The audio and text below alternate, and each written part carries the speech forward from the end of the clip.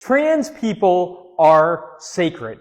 Throughout Scripture, we read that we are all, each and every one of us, created in God's divine image, that we are a reflection of God. That means that all of us, in our diversity, give a fuller picture of what God is actually like.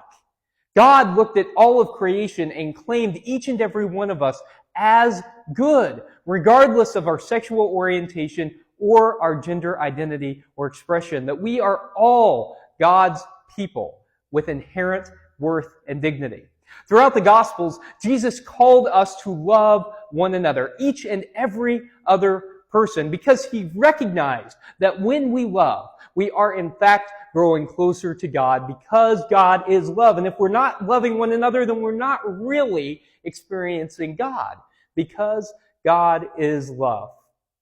There's an interesting scripture in the Gospel of Thomas, which isn't in the New Testament, but many scholars think is an old text, maybe even as old as the Gospel of Mark. And in the Gospel of Thomas, Jesus has this weird saying where he encourages women to be like men.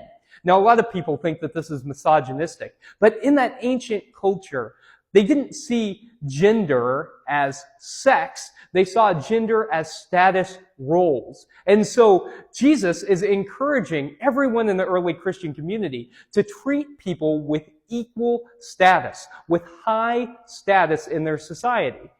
You could even say that Jesus views gender as a construct, and he is encouraging people to get beyond the gender construct that society had created.